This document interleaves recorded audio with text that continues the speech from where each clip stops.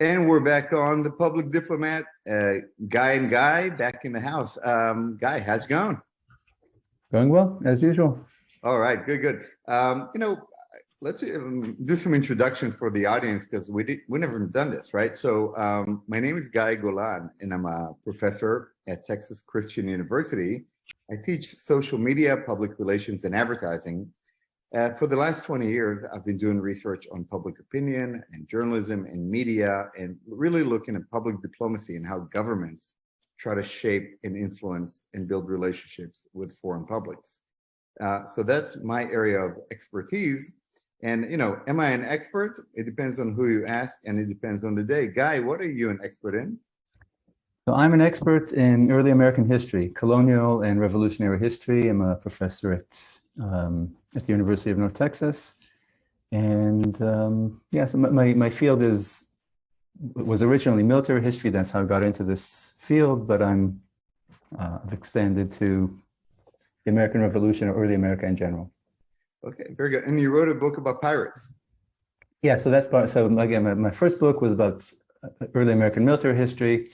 And then my second book I was taking it basically the same idea to see what I thought would be the same idea. It turned out to be a completely different book. And then my third book is about the American Revolution. But the piracy book is still about British America. Okay, good stuff. So you just came back from an academic conference in France, if I'm correct. Can you tell us about this conference and what it was all about? Yeah, so it was about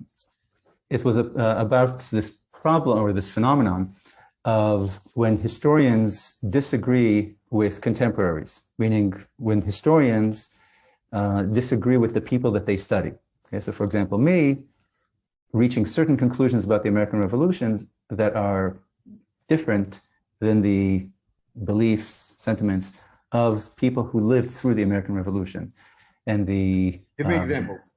So, the problem there that this raises is the students rightly ask, why should I believe you when the people who were there tell us something completely different? For example, historians overwhelmingly today believe that the people who fought the revolution, who led the revolution, represented a small radical fringe in colonial America.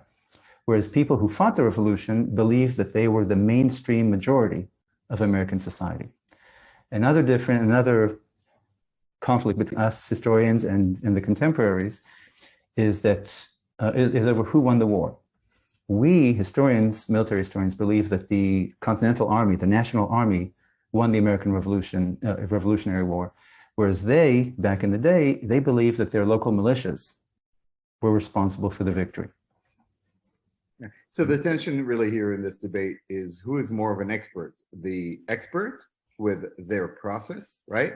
Or the people who are being studied, investigated, analyzed. So let's give a more day-to-day example of this. My grandmother used to always go to doctors. She was, in her 80s, and every other week she would go to a different doctor, and she would say, "Doctor, I am sick."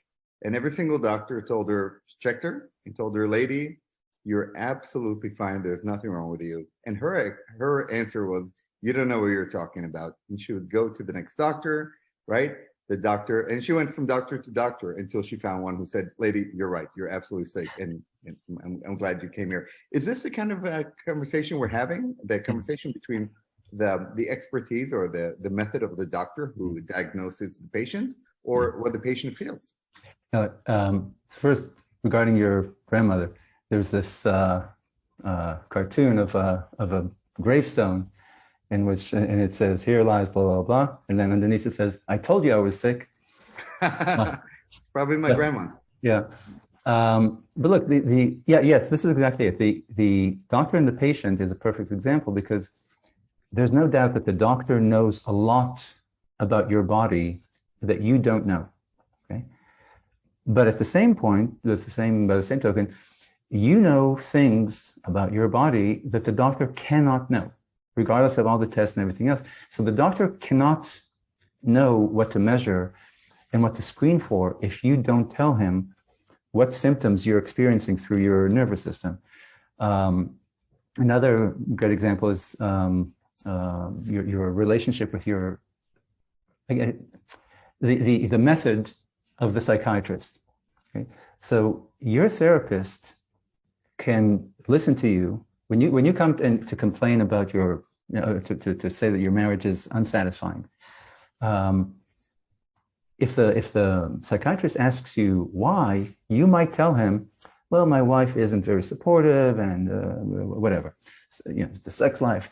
And then the psychiatrist can follow one of two methods. He can follow your lead.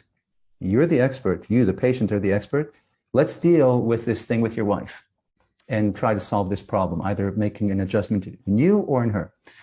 Or the therapist can say, you think that this is an issue with your wife. In fact, it's an issue with your self-esteem, or it's an issue with your father, an unresolved issue with your mother, whatever it is. Okay, so it pits the expertise of the expert versus the expertise of the eyewitness of the eyewitness here.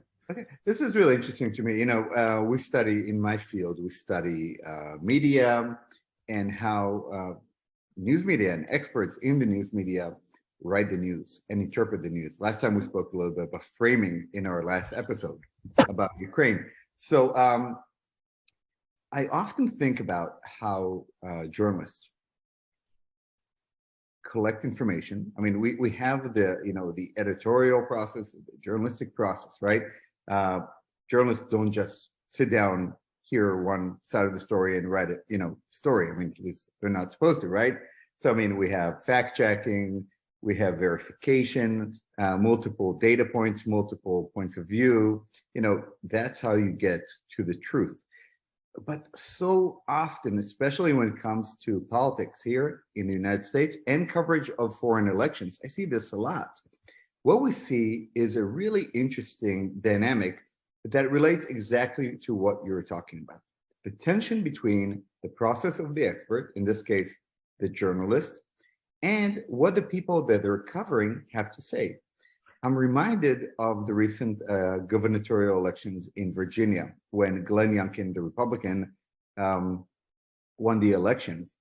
And if you were to follow the exit polls from Virginia that night, you saw that the main issues that voters turned out, and the most important issue for them when casting their vote were economics, right? Taxation and the state of the economy, etc., right?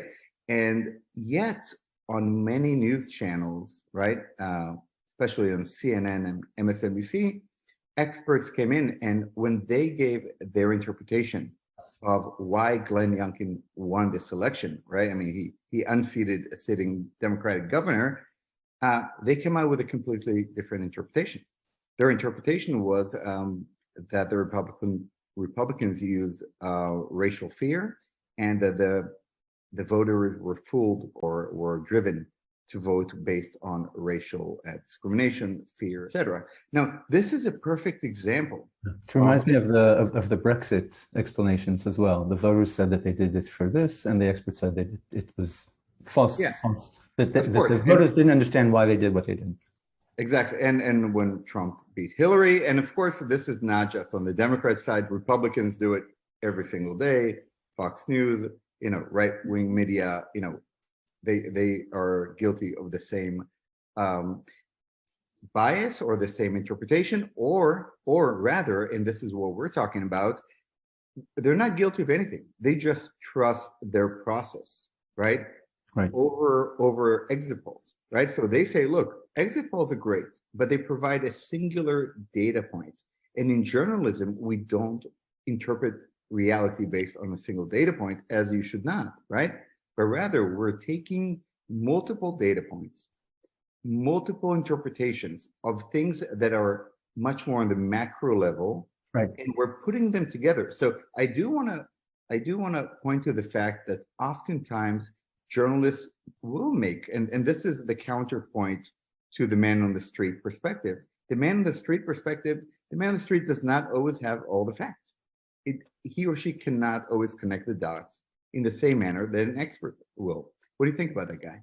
Yeah, so like in history, it's the same. Look, the method or not the method, the perspective of the historian is similar to that of the journalist in the sense that you observe a society. Okay, and there's no doubt that the historian knows more than the historical actors.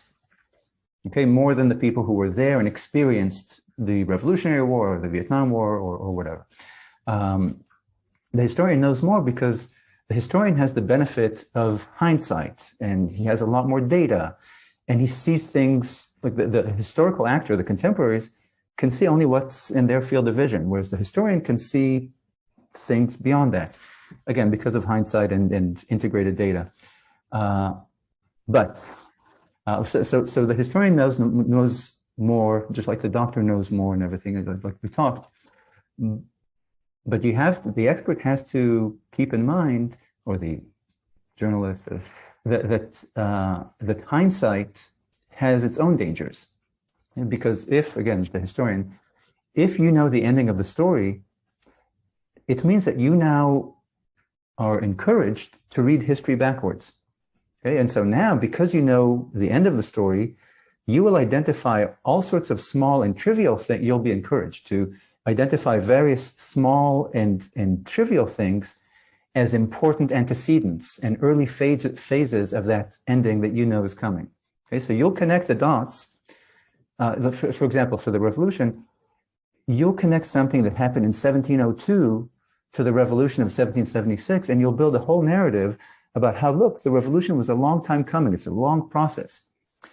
And when you see data that contradicts it, you'll legitimately, or you'll dismiss it as anecdotal because it doesn't fit. Look at the pattern of dots that I've connected. So my point is that when you have a lot of data points, you're able to, again, not because you're lying, but you really do see, you can see a variety of patterns in this mass of data points, which means that you're much more vulnerable to confirmation bias than when you had only a few data points. So, I mean, really here, we score one for the common man or score one for the experts. We're still doing the math here, right?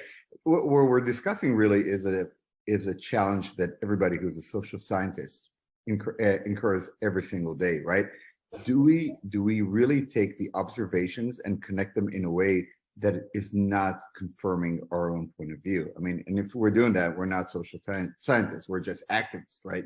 So this is a really, really important conversation to have. Well, I'd say that we are social scientists in the sense that social scientists, like all scientists, are prone to confirmation bias. That's what philosophers of science tell us all the time. But look, I want to clarify that I'm assuming you're not either, but I'm not arguing in favor of less knowledge, of having, let's not complicate our lives with having more data. I'm just saying that because we're data people, we have this belief that, if we only had more data, we'd be able to solve the problem, reach the truth or whatever. And we need to think about the fact that having a wealth of information, for me, about the past has pros, but it also has cons. Okay? It makes historical research easier in some respect, but it also creates problems because you have to analyze all this data. You have to have some sort of formula to organize this data. Okay? So the method you pick will determine the outcome. And most of us pick a method that makes sense to us, in the sense that it confirms or that it works well with the framework that we already have based on graduate school. So and like I said, it's true for historians, it's true for medical experts, epidemiological experts, mathematicians, and anyone who handles data has to decide what to measure, how to measure it, and then create some sort of sorting method for all this data that will tell you how much weight to give each piece of data, Exactly, and we have to be careful not to bring our own biases or personal worldviews into it. It reminds me of the old saying by Benjamin Disraeli: I think he said that there are three types of lies in the world: small lies, big lies, and statistics. It also reminds me of a conversation we had about law and order, right? The criminal justice system. Yeah. So the kind of debates that we have about, like what you mentioned about who gets elected governor or president, they're important because we follow politics, but this, and it highlights this problem of the expert versus the people. But it's not a real constant. If Trump is president or Biden is president, it makes a difference in your life, but marginal, okay? But this conflict between the expert and the eyewitness has much more consequential impacts that make it a really important thing rather than a theoretical thing for historians and scientists to think about. Like, for example, whether you go to prison or not. Okay?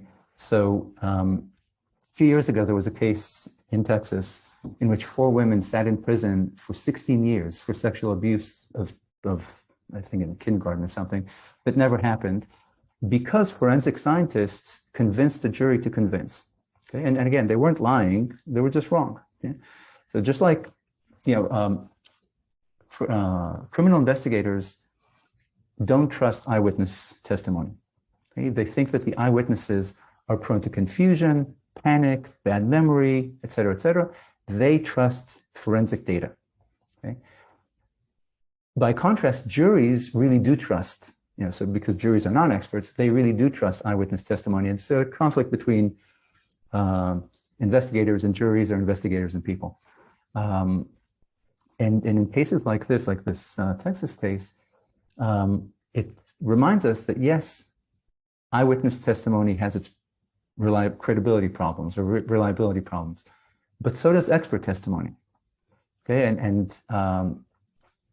so no matter how many times experience proves that the previous generation of experts were wrong, that the scientific standards were flawed or whatever else, the new batch of experts never develop a sense of humility about expertise.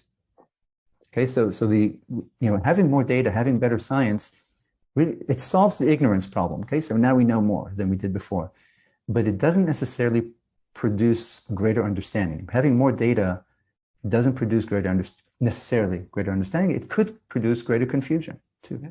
It could, and you're pointing to something that everybody knows, but few of us really say. Whenever you have the word PhD after your name, you're supposed to know a lot about a lot of different things, and most PhDs don't know anything about many things, right? So something for all of us to keep in mind and keep humility is a good thing. I want to bring it back to geopolitics, which is, it's my bread and butter, and this is what I really care about. I think this conversation is super interesting and relevant when you think about coverage of foreign wars and foreign affairs. I mean, right now we have the war in Ukraine, but before that it was Afghanistan, Pakistan, and Syria, with different events happening over there. I remember when the Arab Spring began back in the day, how Western experts, think tank experts, op-ed columnists completely misunderstood what was happening on the streets of the Middle East, right? And they try to provide a Western democratic worldview interpretation into the rebellion against the government in Egypt and Libya and Tunisia and all around the Middle East, right? So again, let's bring back the same conversation that you all had as historians, but same as the doctor who looked at my grandmother, same as the criminal justice system or the psychologist with his patient or her patient, right? And that is, when there is an international event, who should we trust? Should we trust the people on the street, the people who march in the Arab Springs or in Black Lives Matters or in any social movement around the world? Or should we trust the person sitting in the think tank, right? Who says, you know what?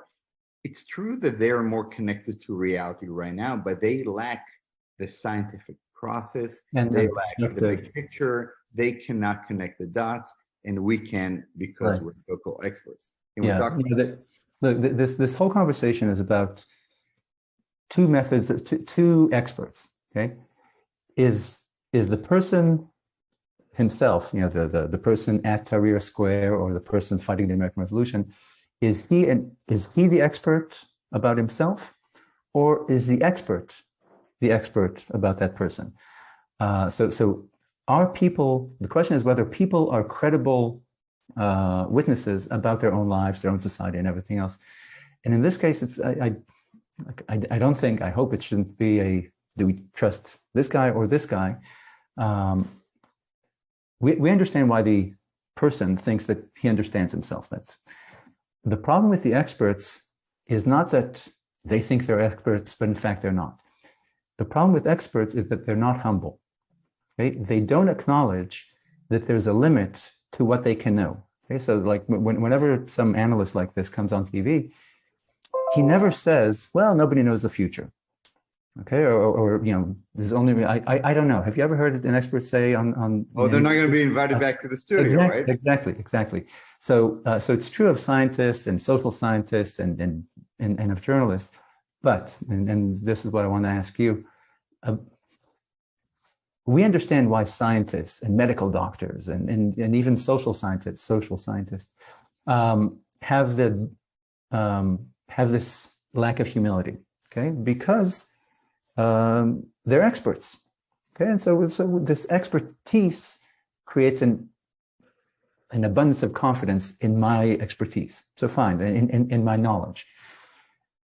So again, I can mount a defense of the doctor and the psychologist and the social scientist, etc., and the historian. But journalists don't have this defense for their lack of humility, because the journalists are not even experts. Okay, like the sociologist is an expert in sociology, so we can say to stick to your lane. Okay, but at least he's an expert in this one thing. Journalists aren't experts in anything. They have a thin layer of knowledge on a variety of things. They're not experts at anything, and so their lack of humility is really indefensible. Well, I do want to point to something that is kind of unique to the American media landscape. We see this more and more in other nations, but I've seen other models as well. In the United States, what we refer to as news programming on television, especially on cable news television, is not really journalism. I mean, the talking heads on Fox News and on MSNBC, oftentimes when there is a topic to be analyzed, you're not getting the deep area experts invited to the studio, but rather you're getting a Republican strategist or a Democratic strategist. They look like they're journalists because they're on a news program on television, but they're not journalists. They're political hacks, right? As Jon Stewart famously told Tucker Carlson 20 years ago on Crossfire, right? And this is something to keep in mind. When people watch the evening cable news programs, they think they're watching journalism. They're not. They're watching political theater. So the people in the political theater are not deep experts. They're partisans. Okay, but that's true of these debate shows and everything else on these news networks. But the same thing that we're talking about is true, like what you pointed out about the Virginia election was true of the New York Times and USA Today and Wall Street Journal. Like, these are not political debate shows. They really are news, traditional news. And they exhibit the same kind of... We have seen something that's happening to the newsrooms, right? To the newsrooms of the New York Times, the Washington Post, and the Wall Street Journal. They're becoming more partisan, and the model of objective journalism is changing. I mean, when American journalism started in the early days, it was clearly partisan. There was no hiding behind it. It changed for a few decades, right? In the 20th century, but now we're going back because readers want their newspapers to confirm their worldview. We have echo chambers and selective exposure, but these are deep conversations for another day. I think today was just really to highlight the people versus the experts, or the experts versus the people. So, Guy, who would you vote for between the experts and the people? My method, and again in my work, is the people, in the sense that, look, again, there are two methods of history. That one tries to channel the beliefs and the understanding of people at the time, and the other tries to identify forces and influences that they were not necessarily aware of, but I am aware of.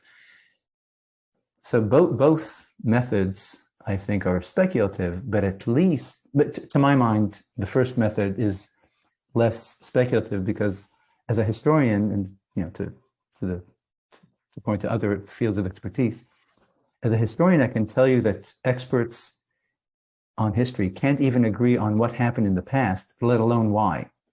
Okay? And that's with the benefit of hindsight. Okay? And so, again, I try to keep in mind the humility that was projected to me in graduate school, that you don't know very much, and therefore just stick to your lane and say only what you really know, and we have better clues to really know what people at the time thought and believed than things that we think influenced them without their knowledge. So, well, I'll tell you, you just challenged me in this podcast. I will try to stick to my lane and stick to my very, very limited area of knowledge and expertise. But Guy, thank you so much for sharing this very interesting conversation. I don't think we have these kind of conversations in academia often enough. So awesome. Thank you very much. And thank you to everybody who tuned in today. We would love to hear your opinion on this conflict. It's not really a conflict, but this stress between these two worldviews. Should we listen to the experts with their process or to the people on the ground? I'd love to hear your comments. Until next time, for the two guys, have an awesome day. Thank you so much for tuning in.